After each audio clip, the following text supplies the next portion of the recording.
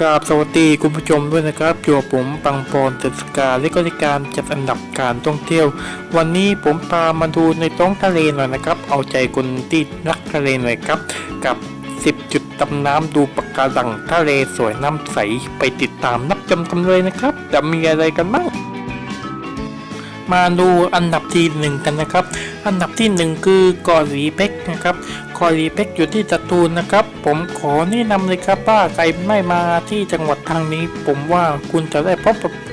สถานที่ท่องเที่ยวสวยๆนะครับเกาะหลีเป๊กนี้มีไอไลท์อยู่คือ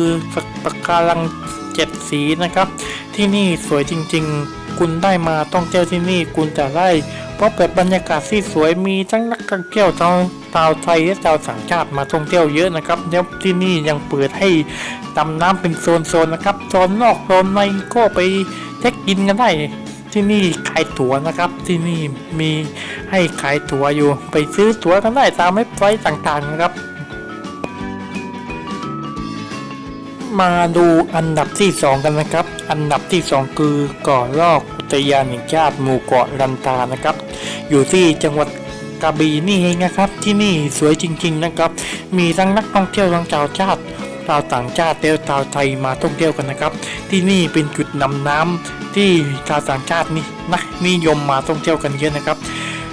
นี่กระขานนามว่าที่นี่เป็นจุดชมวิวและจุดดำน้ำเหมือนสวรรค์ชั้น7เลยนะครับผมขอแนะนำให้มาเที่ยวที่นี่แล้วคุณจะเที่ยวเพลิดเพลินหรือว่าไปดำน้ำกันได้นะครับในช่วงหน้าร้อนนะครับผม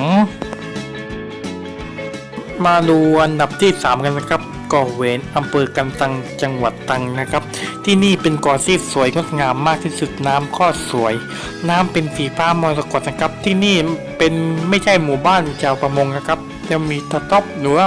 ไอ้เป้ารังนกนะครับที่นี่เปิดสัมปทานรังนกนะครับที่นี่เป็นจุดชมวิวและจุดดำน้ำตื้นในน้ำนึกนะครับที่นี่มีปลาสวยมากเลยจะมีปะการังหลายสีปะการัง7สีนะครับไปดูกันได้นะครับในช่วงหน้าร้อนนี้ไปดำน้ำคลายร้อนก็ได้นะครับผมอันดับที่4เกาะซารุเกาะซารุนี้อยู่ไม่ใกล้กับกรุงเทพนะครับที่นี่สวยจริงๆมาเที่ยวใน1วันก็ได้นะครับในช่วงหน้าร้อนนี้ผมขอให้มาเที่ยวกันนะครับที่นี่เที่ยวสบายนะครับเกาะซารุนี้เป็นเกาะที่สวยงดงามมากที่สุดทรายหาดก็สวยนะครับเกาะซารุนี้เป็นเกาะที่สวยงดงามมากที่สุดจุดดำน้ำที่นี่ฮิตมากนะครับผมขอเตือนได้เลยว่าจุดดำน้ำฮิตมากเลยนะครับที่นี่สวยจริงๆนะครับคุณได้มาดำน้ำดูปะการังในช่วงหน้าร้อนนี้คุณได้รอดถ้ำนอกไปได้บายมากเลยนะครับอันดับที่5เกาะกุรีและเกาะถ้ำกลางกาวเกาะที่นี่สวยจริงๆนะครับเกาะที่นี่จึงเกาะที่สวยและทรายหาดก็สวยนะครับการดำน้ำที่นี่ไปที่เกาะถ้ำกลางกาวนะครับอยู่ไม่ไกลจากเกาะกุรีนะครับที่นี่มีจุดตกดินไปดำน้ำในปลากล้องถ่ายรูปที่กันน้ำได้นะครับผมขอแนะนำเลยที่นี่กล้องหน้าร้อนไปเที่ยวกันได้นะครับแล้วมีปลามากมายให้คุณได้ชมกันอยู่นะครับอย่าลืมไปท่องเที่ยวกันเยอะๆนะครับมาดูอันดับที่6กันนะครับอันดับที่6นี่คือเกาะจานและเกาะทราย4นะครับอยู่ที่จังหวัดประจวบคีรีขันธ์นี่เองนะครับที่นี่อยู่ไม่ไกลจากกรุงเทพนะครับผมบอกที่นี่เป็นเกาะที่สวยทรายหาดสวยนะครับชายหาดขาวละเอียดที่นี่มีป่าไม้อุดมสมบูรณ์มากแล้วจุดดำน้ำก็สวยมีปะการังที่สวยมากมายที่เหมือนในคลิปนะในช่วงหน้าร้อนนี้ผมขอแนะนำให้ไปท่องเที่ยวกันเยอะๆอันดับที่7เกาะล้านเป็ดล้านไก่ตั้งอยู่ที่จังหวัดชุมพรนะครับเกาะเป็นเกาะหินปูนนะครับไม่มีแนวทรายหาดนะครับเกาะที่นี่เป็นแนวปะการังที่สวยงดงามมากที่สุดที่นี่เป็นจุดท่องเที่ยวแห่งใหม่นะครับที่ชุมพรยังมาเที่ยวกันได้นะครับยังมีสลามด้วยนะครับผมขอแนะนำอย่าไปจับอย่าไปรูปกันได้เดี๋ยวจะกัดคุณได้เรื่องกัดเดี๋ยวจะมีปัญหานะครับในช่วงหน้าร้อนนี้ไปท่องเที่ยวกันได้นะขอรับอย่าลืมมาท่องเที่ยวนะขอรับอันดับที่8หมู่เกาะลังจังหวัดตราดกันนะครับ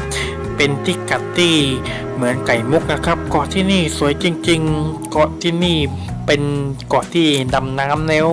มาคลายเครียดกันได้นะครับในช่วงหน้าร้อนนี้ผมขอแนะนำนะครับที่เกาะนี้สวยมีปลาก็สวยปลามีโม่ปลาอะไรสวยมากเลยมาพักผ่อนหย่อนใจที่โอมตะเตว่าที่ตรงนี้ได้นั่งเรือมาได้เช่าเรือเช่าอะไรได้นะที่นี่สวยจริงๆผมขอแนะนำมาชายหาดที่นี่ลำไปเล่นน้ำเนี่ยคุณจะฟินเวอร์นะครับอย่าลืมไปต้องเที่ยวเยอะๆสักก่อนครับ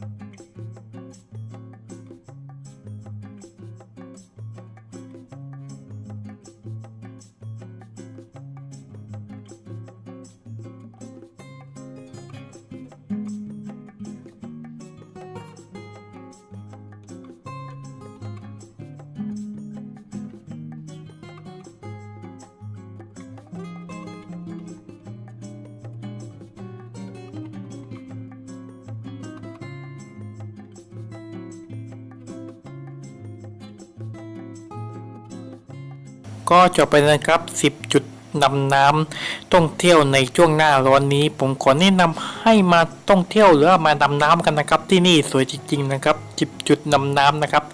ถ้าเพื่อนๆชอบคลิปนี้อย่าลืมกดไลค์กด Subscribe กดแชร์ถ้าหากเพื่อนๆจะให้เราทำคลิปรีวิวที่เที่ยวรีวิวสถานที่กินหรือว่าไปกินอาหารว่ารีวิวอาหารอะไรก็คอมเมนต์บอกผมได้นะครับที่นี่สวยจริงๆไหมครับอย่าลืมหาเรวาไปเที่ยวได้นะครับที่นี่เที่ยวใกล้กรุงเทพก็ได้1วันนะครับวันนี้ผมกดทัวร์ลาไปก่อนนะครับคลิปใหม่มาวันเว้นวันนะครับขอบคุณมากครับที่รับชมคลิปนี้เป็นพระคุณอย่างยิ่ง